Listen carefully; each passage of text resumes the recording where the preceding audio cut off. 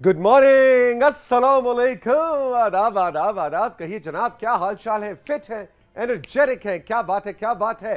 फातिमा, मैं और हमारी टीम राइजिंग पाकिस्तान को राइजिंग पाकिस्तान में कहेंगे welcome welcome welcome ji. Very very good morning to all of you. और उम्मीद करते हैं कि आपका आज का दिन बहुत ही अच्छा, मुस्कुराता और झूमता हुआ गुजरेगा। बिल्कुल उसी तरह से जैसे कि फातिमा जदून के पिछले 3 दिन गुजरे हंसते मुस्कुराते और झूमते हुए नाचते हुए अपनी देवरानी को उस नए खानदान में वेलकम करते हुए। बिल्कुल बिल्कुल बिल्कुल।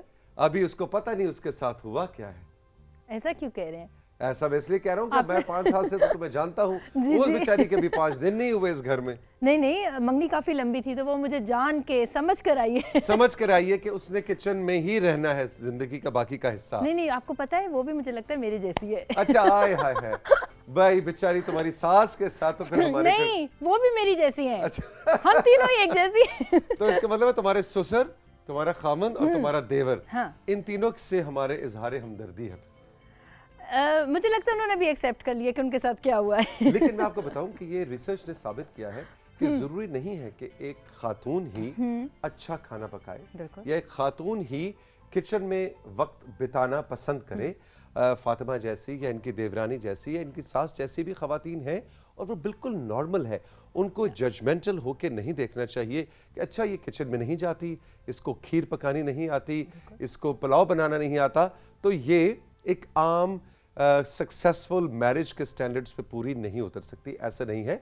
बहुत से लड़कों को मैं जानता हूँ जो कि कहते हैं बेगम को कि जरा किचन से आउट हो, मैं जाऊंगा तुम उधर बैठ के अपना फेवरेट ड्रामा देखो, मैं खाना बनाता हूँ, विच इज सो ब्यूटीफुल। इनमें से एक ज़ुहैब जदून है। आपको पता है हमने जो मेरी देवरानी है फायजा, उनका वेलकम ऐसे किया कि उनका जो पहला ब्रेकफास्ट था हमने उनको कहा कि आपके घर से नाश्ता नहीं आएगा। हाँ। और ज़ुहैब ने खुद किचन में जाके खुद बड़ा अच्छा एक लेविश नाश्ता अपनी भाभी के लिए बनाया। Very nice very nice very nice. आज के राइजिंग पाकिस्तान में क्या कुछ है ये हम आपको बताएंगे, लेकिन एक खास चीज भी, बल्कि 2 खास चीजें हैं आज के राइजिंग पाकिस्तान, है ना जी। एक तो ये कि फातिमा 3-4 दिन की छुट्टी के बाद आई हैं।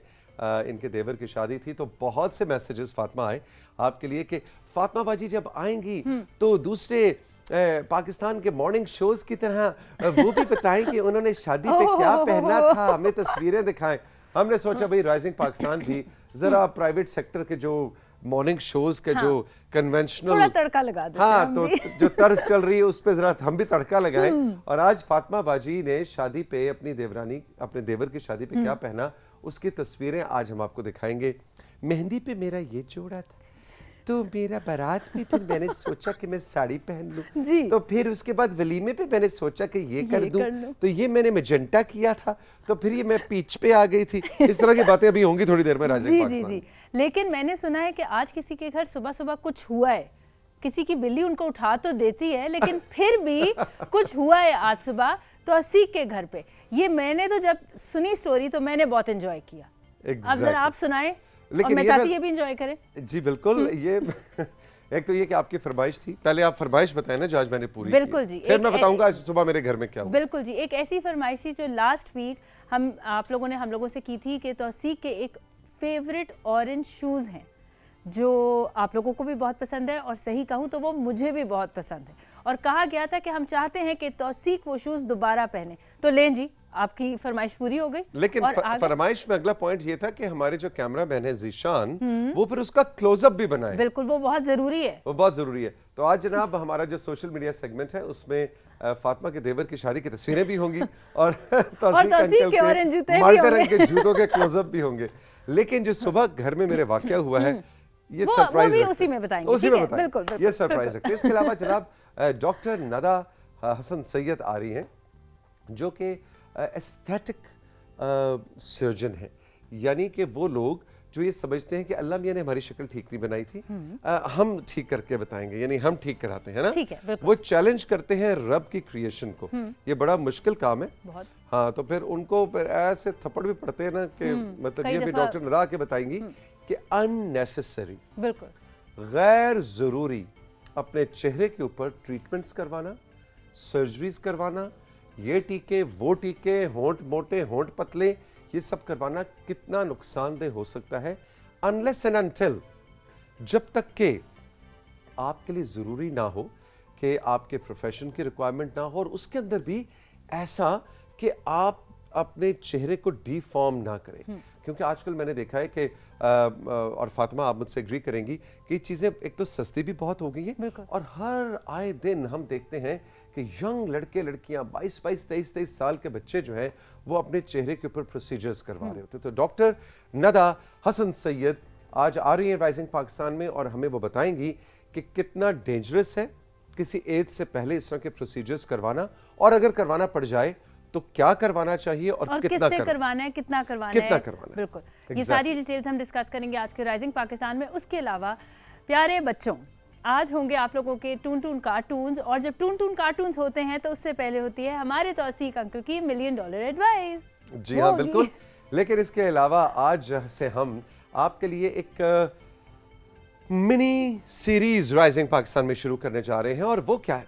वो ये जनाब कि आप सभी हमारे जो पाकिस्तान टेलीविज़न के पुराने ड्रामे हैं उनको सराहते रहते हैं, उनको देखने की फरमाइश करते रहते हैं। PTV फ्लेक्स उसका एक सिलसिला है, लेकिन उसमें आज से हम सेंटर वाइज जाएंगे। जी हाँ, आज हम फीचर करने जा रहे हैं पाकिस्तान टेलीविज़न PTV क्वेटा के ड्रामों को, और हारून शुएब हमारे साथ होंगे। और हारून आपको पता है बड़ी ज़बरदस्त रिसर्च करके आते हैं, तस्वीरें ऐसी मुनफरिद, ऐसी अनोखी, ऐसी नादिर तस्वीर वो लेकर आते हैं कि जो हम सोच भी नहीं सकते कि अरे ये कहाँ से निकाली। तो जनाब PTV क्वेटा के हवाले से और उसके ड्रामों के हवाले से आपके अगर कोई यादें हों तो हमारा व्हाट्सएप नंबर स्क्रीन पे उस्मान मेरे कॉलीग कभी आवेज़ा किए देते हैं, आप उसको देखिए और उस पर अपना फेवरेट ड्रामा PTV क्वेटा का बताइए कि कौन सा है। 0308-8936-949 हमारा नंबर है। आज हम उन ड्रामों के कुछ क्लिप्स भी आपको दिखाएंगे, PTV क्वेटा की कुछ हिस्ट्री आपको बताएंगे, और यस, और आपको पता है कि हारून शुएब जो है वो खुद भी क्वेटा से है जी, वो खुद भी बलोचिस्तान से है, उन्होंने शुरू ही सीरीज जो है क्वेटा से की है। एग्जैक्टली। लेकिन आपको याद होगा फातिमा कि एक इसका एक मैसेज भी आया था, एक फरमाइश भी आई थी, और कि हम क्वेटा आएं। और यही भी आपको बताते चलें कि राइजिंग पाकिस्तान अगले 2-3 महीने में क्वेटा भी आ रहा है, और वहाँ पे भी हम कुछ लोगों से मिलेंगे और कुछ नादिर इंटरव्यूज आपकी खिदमत में लेकर आएंगे। लेकिन आज PTV क्वेटा की सैर है हारून शुएब के साथ। बिल्कुल जी, मेरे ख्याल से अब सिलसिले को शुरू करते हैं, क्योंकि वक्त कम है और मुकाबला सख्त है। तो चलेंगे जनाब, राइजिंग पाकिस्तान की ट्रेन को चलाएंगे। कुछ चीज हम मिस तो नहीं कर रहे, सब कुछ बता दिया ना? बिल्कुल, मैसेजेस तो हैं, सब कुछ है, सब कुछ है।